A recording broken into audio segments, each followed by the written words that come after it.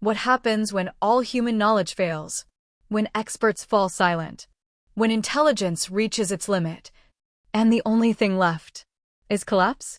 Rumi says, that moment, the moment of absolute helplessness, is not the end.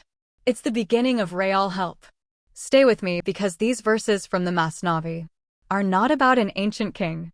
They're about you, standing at the edge of certainty and stepping into trust. Welcome back. Today, we return to Book 1 of Rumi's Masnavi, verses 55 to 77, a passage where failure becomes revelation and prayer becomes knowledge. Rumi is not telling a miracle story. He is mapping the inner psychology of surrender. Let's walk through it slowly. The king, seeing the helplessness of the physicians, ran barefoot toward the mosque. Being barefoot is not just a detail. It shows vulnerability, humility, surrender. Even today, we all reach moments when intellect or planning fails. Sometimes the only path forward is humility and reflection. Notice this. Surrender itself signals the start of transformation. He entered the mosque and moved toward the prayer niche. The place of prostration was flooded with the king's tears. Tears indicate true devotion and inner cleansing. Even in modern life, real clarity comes after honest confrontation with our limitations. When he returned to himself from the flood of annihilation, his tongue opened sweetly in praise and prayer. Sometimes, we must temporarily lose ourselves to discover our true voice and purpose. O you whose smallest gift is the kingdom of the world! What can I say when you already know the unseen? Prayer is not reporting facts, it's aligning with reality. Modern humans often explain rather than connect. Rumi teaches, alignment and trust are more powerful than persuasion. O eternal refuge of our needs! Once again, we have taken the wrong path. Acknowledging our mistakes is central to growth. Even today, the key is recognition and course correction, not denial. Notice, the king hasn't asked for help yet.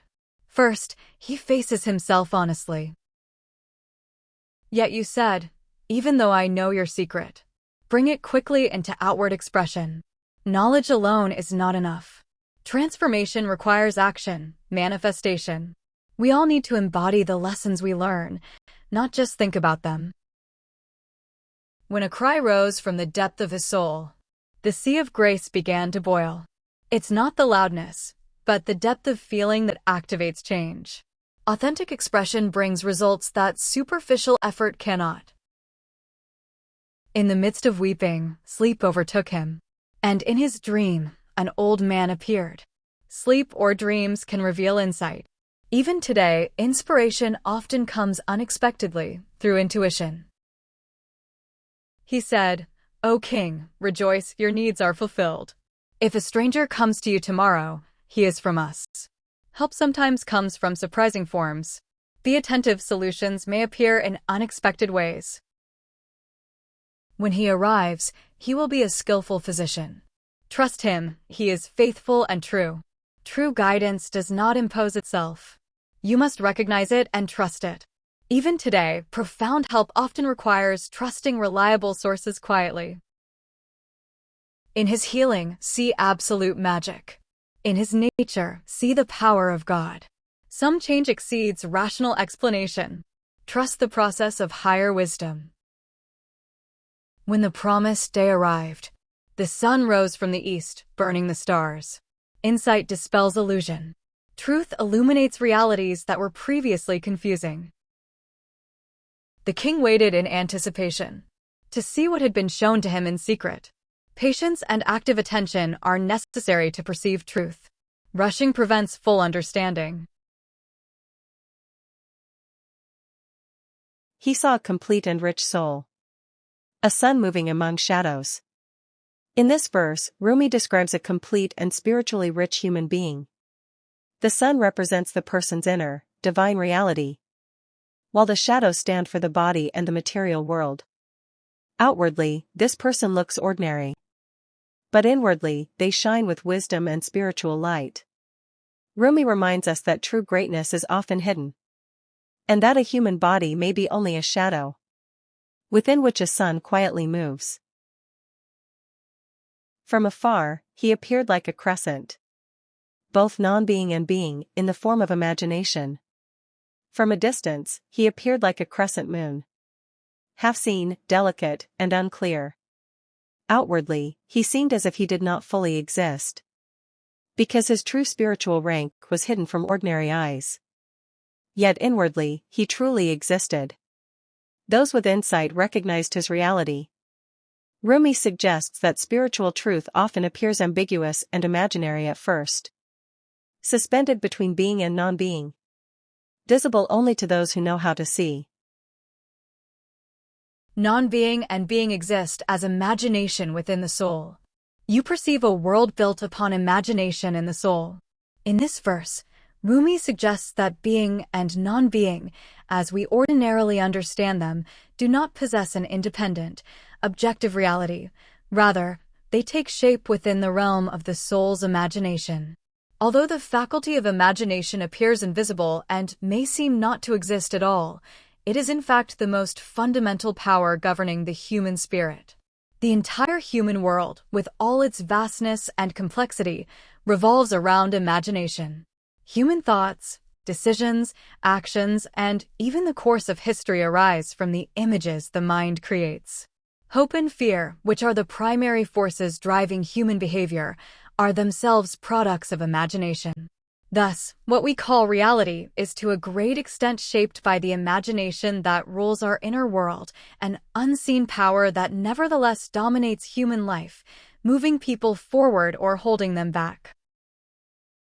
Their peace and wars exist through imagination.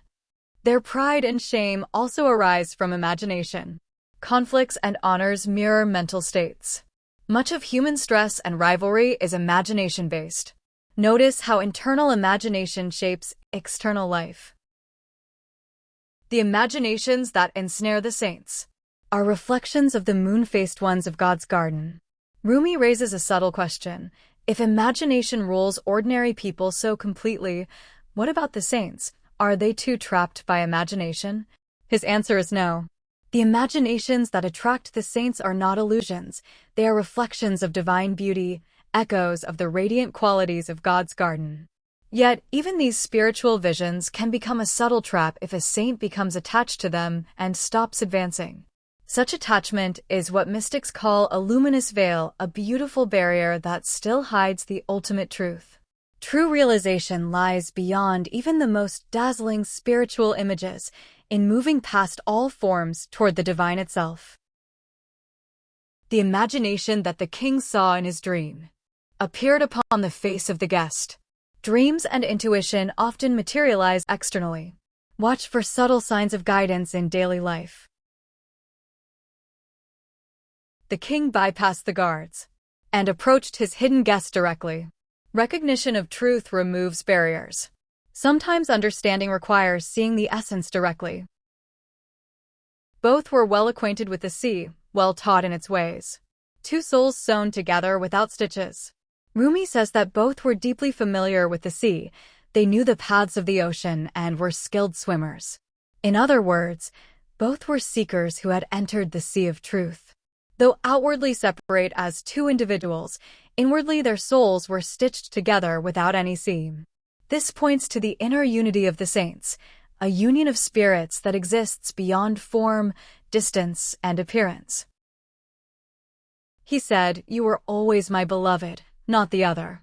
Yet in this world, one act gives rise to another." The king said to his divine guest, with reverence, "You were always my true beloved, not the handmaiden. Yet in this world, one event gives rise to another." God's work is usually carried out through worldly means. The king's intense, earthly love caused him suffering, and that suffering led him to cry out to God. Through this plea, the divine physician appeared, and thus the king's metaphorical love was transformed into true, divine love. "You are my prophet, I am like Umar. I bend my back in service to you." True devotion requires humility and surrender. Purpose often involves letting go of ego and serving what is greater than oneself.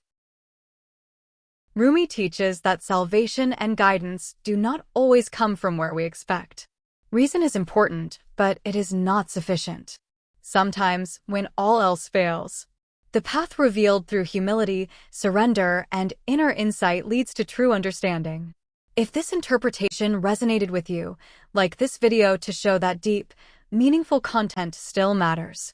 Subscribe for verse-by-verse explorations of the Masnavi. And comment below which verse moved you the most and why. See you in the next video with Rumi and the silence that speaks volumes.